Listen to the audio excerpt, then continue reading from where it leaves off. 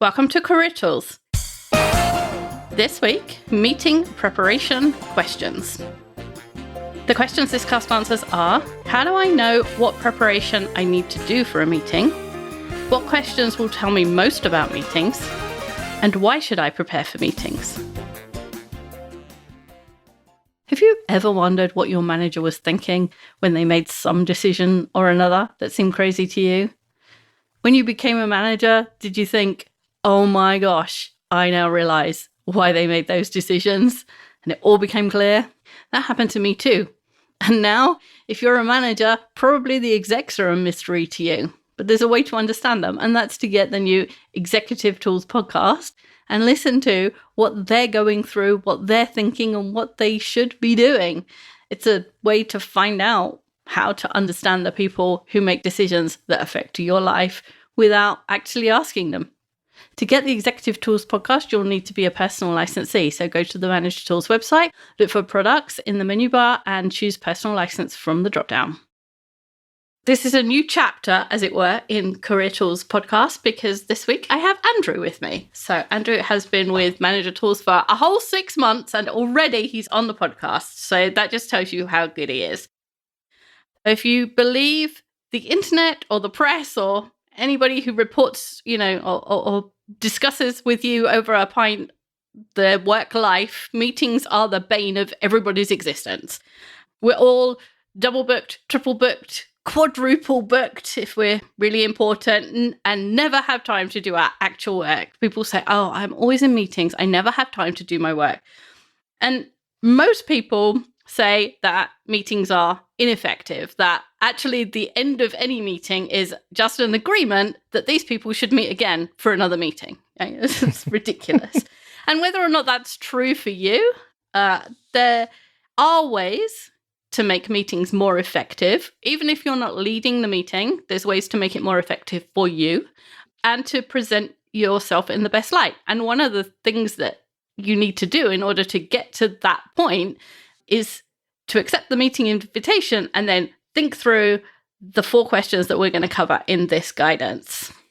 Yeah, absolutely. Thank you, Wendy. Also, as a note, and maybe it's not worth mentioning, but as we talk about meetings and how prevalent they are, I also thought, I've been on projects where people are specifically assigned just to handle all the meetings that have to happen. That's their only job, is arranging and coordinating meeting coordination. Yeah. I've been in positions where finding a room for a meeting was a full-time job. Because there weren't enough conference rooms. So, yeah. Exactly. All right. So today's outline is the 4 questions we're going to ask is: who is going to be there? Why is this meeting being held? What is the timing of this meeting? And what is the objective? And we're generally talking here about meetings where there's a non-descriptive meeting title, no agenda, it's not a standing meeting. We're talking about meetings where you get the invite and you don't know what it's about. If you're in the middle of a project, generally you know what the meetings are. There's a drumbeat or there's an issue and you know about it, and the issue is in the meeting title. But these are those meetings that you get that are kind of vague sometimes, and these questions will help you work out what's going on and then decide how to prepare yourself.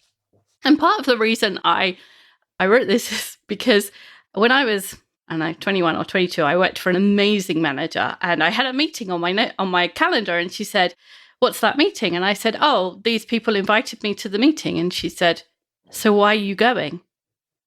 And I said, "Because they invited me." And she said, "That's not a good enough reason to go to a meeting. Why are you going?" And then she made me step through these kind of questions, and I had a whole new appreciation for meetings ever since. So now I'm going to share it with everybody else. So the first question is, who is at the meeting? But we don't know that until we look. And the good thing about the current, use of scheduling systems and Outlook and Google is that you can see who else has been invited to the meeting, and you can see whether they've accepted or not. So it's a really easy question to answer. Except that the importance is not in the list of names. Right, exactly. The who question tells you how important the meeting is, it tells you what the atmosphere is going to be like, and it gives you a clue about how you should behave. And this is best demonstrated by example. Let's say you're on a software project as a developer. You receive an invite to a meeting entitled Project Meeting. It tells you nothing. Well, yeah, what does that mean? So we're going to give you 3 scenarios about who is invited and then tell you what conclusions you could draw in that situation. So the first scenario is the invitees are your boss, the rest of the developers, your boss's equivalent on the QA team, and the QA team members. Yeah, the invitees to this meeting suggest that there's a need for either direction or coordination or both between the development team and the QA team. If it were at the beginning of a project, it might be a meeting about the way development and QA are going to work together for the life of the project, kind of a level setting meeting. There's no drama here. It's a normal, everyday project meeting. If it's in the middle of a project and you know there's been friction between the QA team or with the QA team, then the fact that all the developers and all of QA are invited suggests that this meeting is serious. The QA manager and your manager are coordinating in order to reset expectations, and you're going to be told how to work. Yeah. A meeting between 2 departments, especially, and we should have said this, QA stands for quality assurance.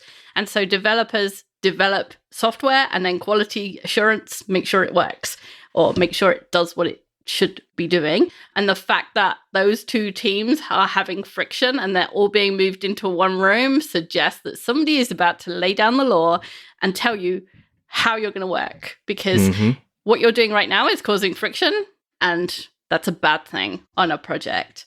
The more benign the meeting invitation title, the more likely it is that the meeting is going to be contentious. If the meeting's a brainstorm, a team building, a best practices type meeting, or a celebration meeting, or a meeting to praise somebody, or a standing team meeting, the weekly update meeting, those are all meetings which will have those specifics in the title, because the meeting invite is a kind of warning order, and it's a kind of advance notice of what's about to happen.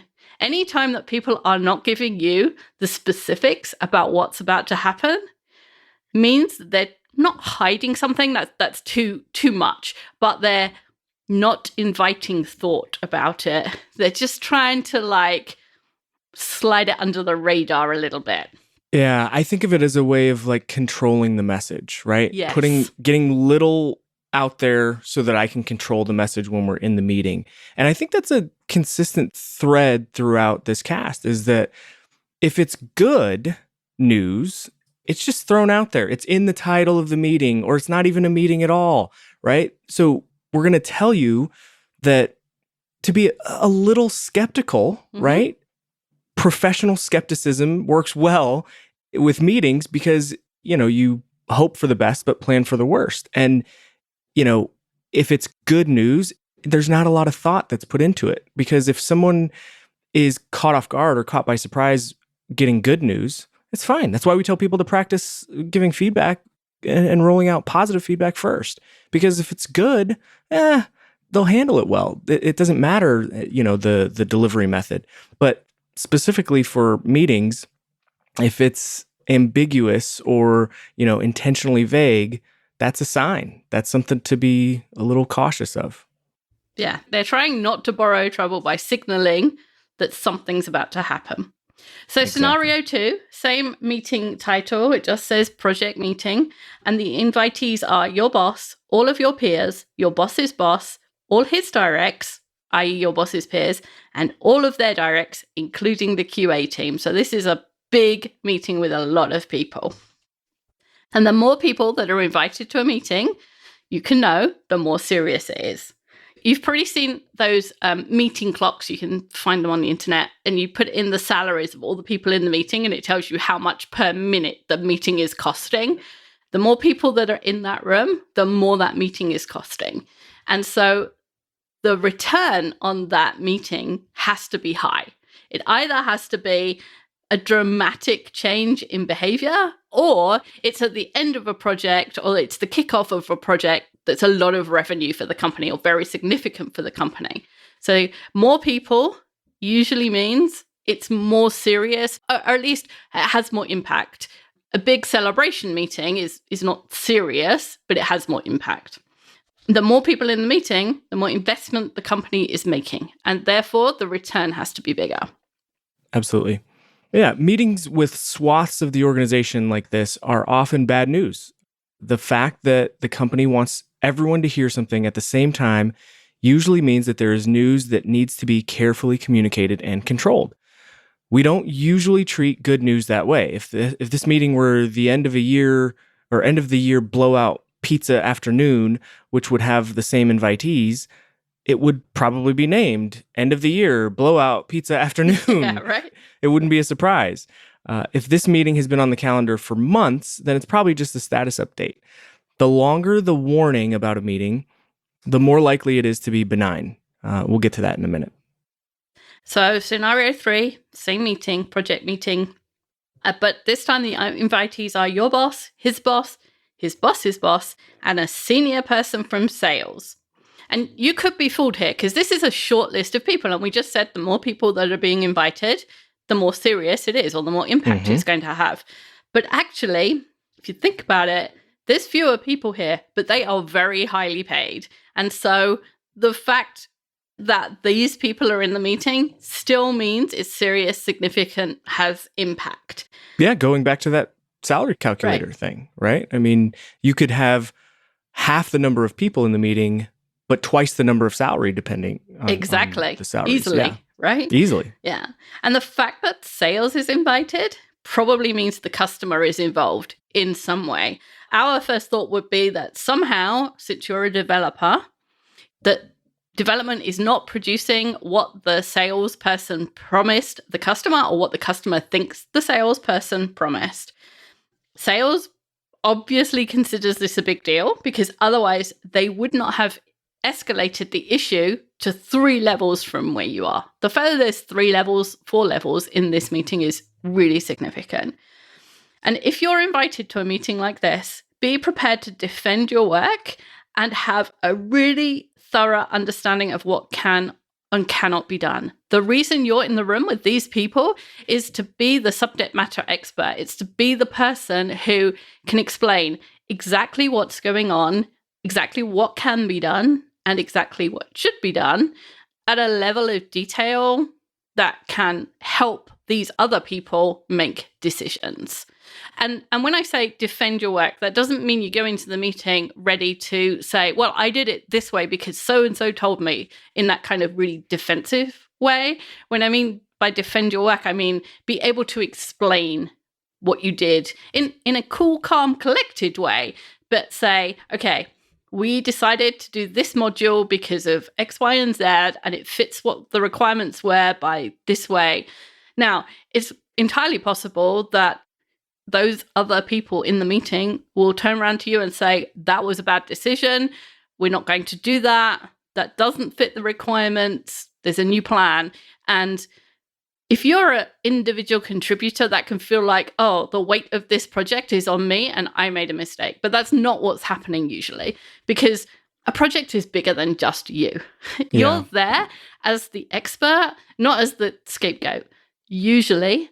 And in some cases, you will be treated like the scapegoat, and that's a bad place to work. So get your resume ready. Yeah. Well, Wendy, I also read it kind of like this, is that you do need to be able to defend your work, of course, but also I would imagine in this type of meeting, so let's assume that there's a breakdown here. Mm-hmm. There's some sort of breakdown has happened. Sales is going to want to do as little damage control as possible, meaning that you also need to be a little defensive in terms of knowing what your bandwidth is and what you can take on, what additional work you can do, because the answer may be, well, we can make this really easy on the customer or on the customer relationship if you just take on doing a ton more work to kind of, put the Band-Aid on this.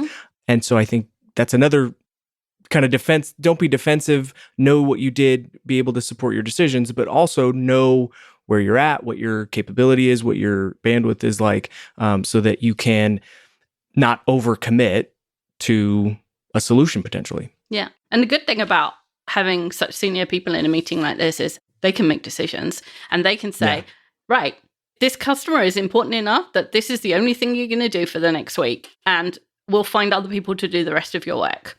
And they can make that decision and make it happen for you, which is great. Yeah, that's a good point. So every time you get a meeting invitation, look at the invitee list carefully and then look at who's actually accepted the invitation. And once you know who's going to be there, think it through.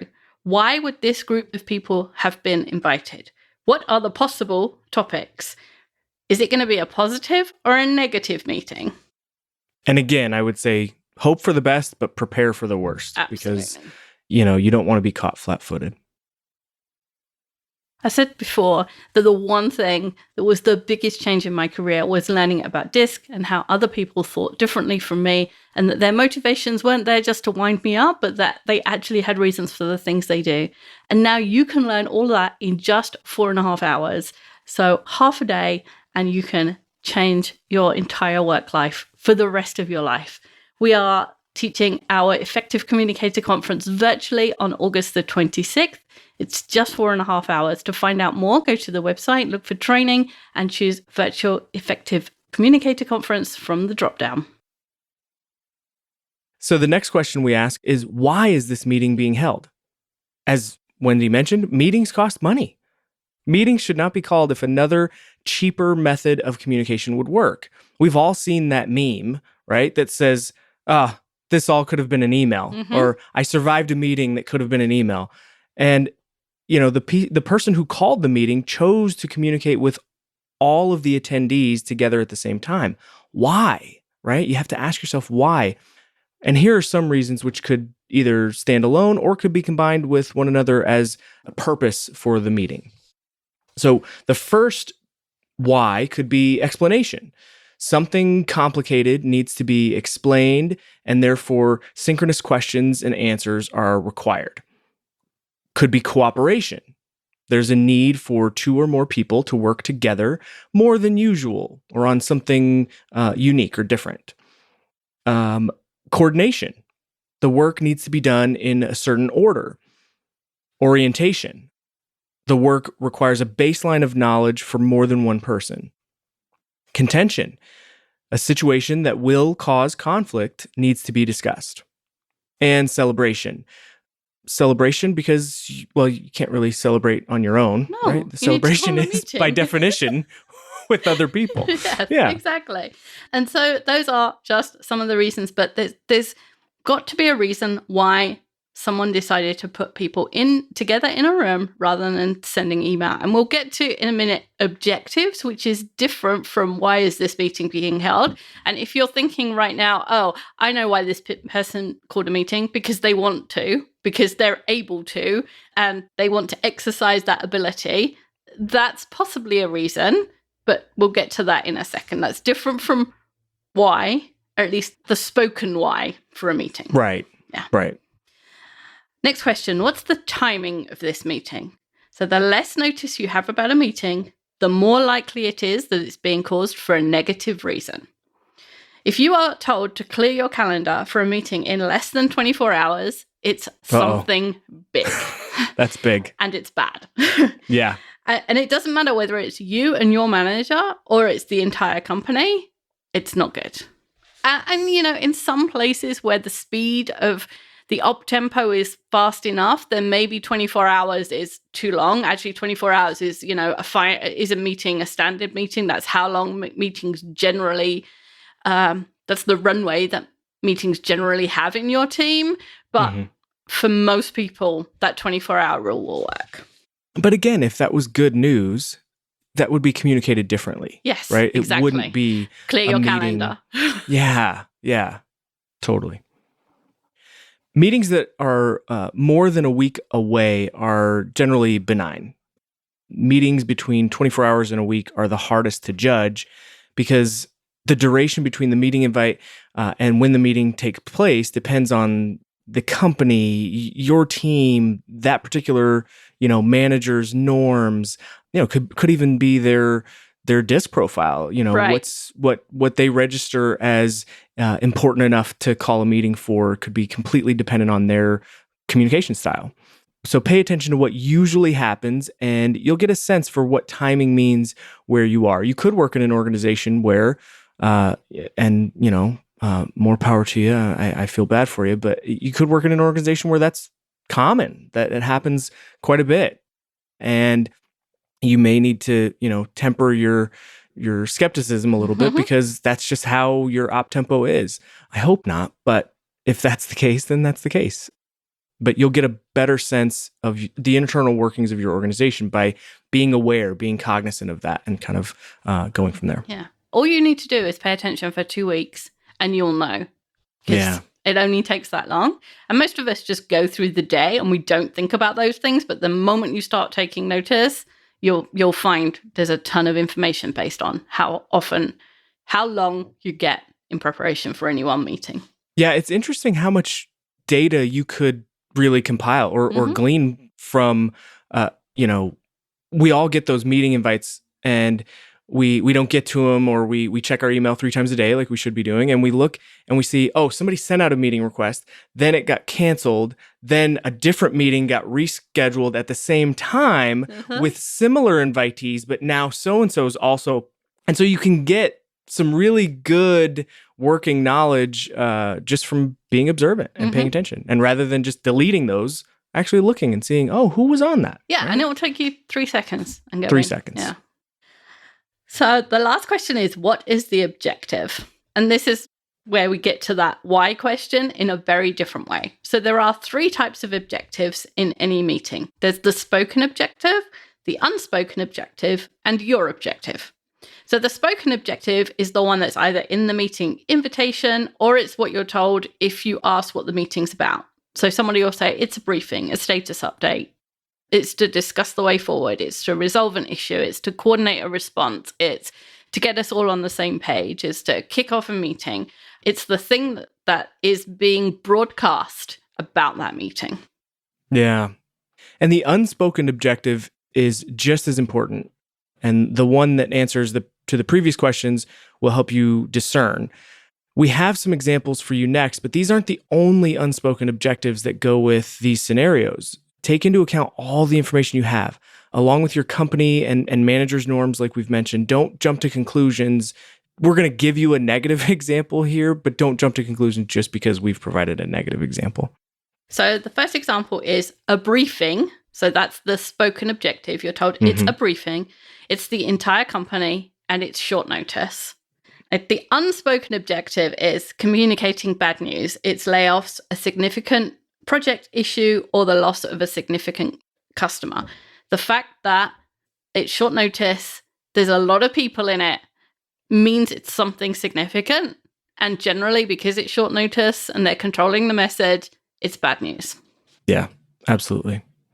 Another example is a meeting that's a briefing. It's a briefing with your team. It's called by your manager, and it's a week from now. Now, the unspoken objective here is this is just an update and level set. Again, going back to the timing. And your manager just doesn't want to say the same thing 5 times. If it was urgent, if it was important, it would be shorter notice. Yep.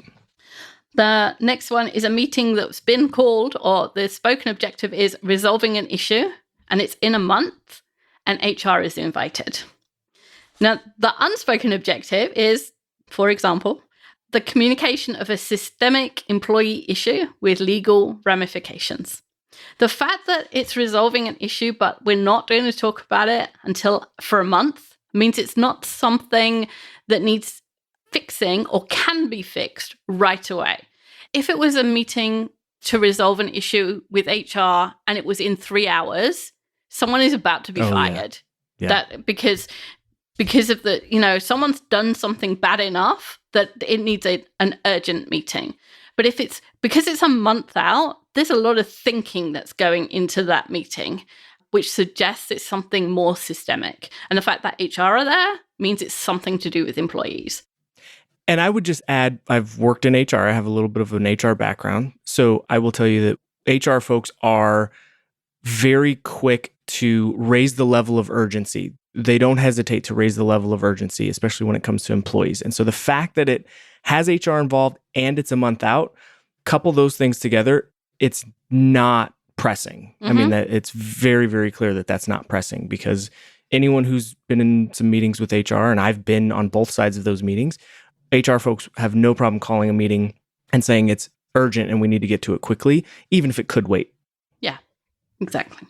Okay, so the next one is a meeting where the spoken objective is resolving an issue, but it's tomorrow, and a peer in a team you work with is invited. And the unspoken objective is it's probably nothing big, because if it were, more senior people would be invited. The fact that it's you and your peer and maybe your managers probably means it's not that big a deal. There's only 4 of you. It's not high level. And it's probably something standing in the way of her work. Because if it was something really problematic, like some huge mistake had been made, it would be today, Yeah. The fact that it's tomorrow means it's something fairly significant in the sense of holding up progress, because otherwise they'd leave it for a week. And part of the reason that timing makes a difference is the shorter the notice, the harder it is to bring those people together. The more, if you try and set a meeting for tomorrow with 4 people, the likelihood of you finding a half hour that suits them all on their calendars is low. And so if the meeting is tomorrow, then it's probably more important. So it's probably not some huge deal, but it is something where there's something between your team and their team, and it's stopping her from doing her work. And probably it's going to be like, her manager's going to explain, this is what's happening, this is how it's causing a problem. And you're going to go, oh my gosh, I never even realized that was a problem. I can fix that. Yeah. Now, I just love this cast, but this part for me was, as soon as I read it, I was like, oh yeah, that's good. You think of it, but you don't articulate it. So once you know the spoken objective and you're sure as you can be about the unspoken objective, now it's time for the third type, your objective. Being invited to a meeting is reason enough to go. Not if you work for Wendy's boss when she was 21, but it's enough reason to go, especially if the invite is from your boss or someone higher ranking in the organization. You can use that time more fully, though. Professionals know to use these meetings to further their own objectives. This sounds a little Machiavellian, but it need not be, as we'll demonstrate here in a minute. So let's take the same exact examples and add to them.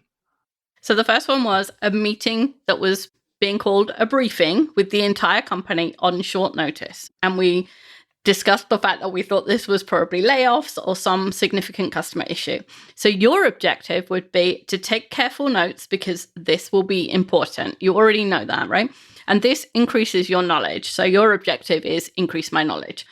Make contact with anyone that you know, even if it's just waving across the room. If it's a really big meeting, then there's 100 people in the room, you might only be able to wave to people or shake hands, but that's part of building your network and making contact. And those opportunities are few and far between in a lot of organizations to get all of those people together at once. Yeah. And then watch people's reactions to see who knew about this in advance. Oh, this is good. That's where the power lies. Yep. There are people who knew about this meeting and what it was about. And if you watch people's faces, you'll find out who it is. And that tells you about where the power is in an organization. So that's career planning. Yep. And from my experience being in those meetings, usually those are the people who are trying to look at other people's faces too, because they know they're not worried about their own reaction. They're looking to see other people's reactions. Absolutely. So another example was the briefing with your team called by your manager a week from now. Again, just the update and level set, and your manager doesn't want to say the same thing 5 times. But your objective here is to bring smart questions that will help you be more effective in the next stage of the project. This is just professional effectiveness. This is how to be better at getting things done or be better at your parts of this project. Be early so that you can chit-chat with your teammates. This is about relationship building, right? We talked about results and relationships, and any opportunity you can to find a few minutes to be early, chit chat, build those relationships, really, really important. And then lastly, speak up in support of your manager and colleagues. This is about being a good teammate and being a good direct, right? Making sure that you support your boss. This is one of those things that people get on their performance review. Be a better team member. And then they don't know what that means. Well, one of the things that means is going to these meetings and speaking up in support of ideas that you think will work. Absolutely. Okay, so the next one was resolving an issue in a month with HR invited, where we said that was probably a systemic employee issue. So your objective in this meeting, again, is take careful notes because it's important. And that, again, is increasing knowledge. And the other objective is don't react in the meeting, because this could be something that you don't want to hear. And practicing not reacting in meetings is it's a sign of professionalism that you don't react in meetings, or at least that you don't react negatively. And these kind of meetings are opportunities to practice that. And it takes as much practice to not react as it does to do any of the other things that you do well. And so it can be an objective of yours in this kind of meeting. I'm going to practice not reacting or not reacting negatively. Yeah. The other example we had was resolving an issue, that meeting that's scheduled for tomorrow, the next day, with a peer in a team that you work with. Again, probably nothing big, but something maybe standing in the way of their work. Your objective here is to resolve the issue, but also to build the relationship, right? Build your relationship with that person. Because next time you want them to come straight to you. You don't want them to have to call a meeting with their manager and your manager.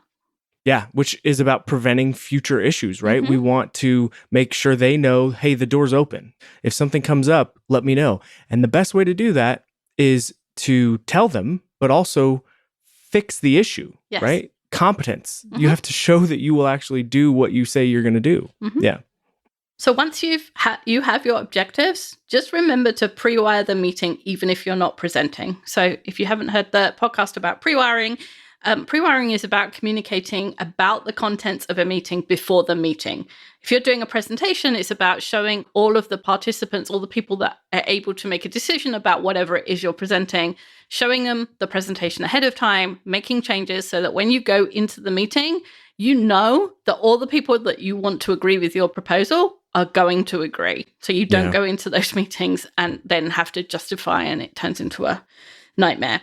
So if there's a meeting but you're not presenting, but for example, you want to ask smart questions, you might tell a peer what you're going to ask and get their feedback. If there's somebody more senior in your team that you can go to and say, hey, I was thinking about asking this during this meeting. Do you think that's an appropriate time?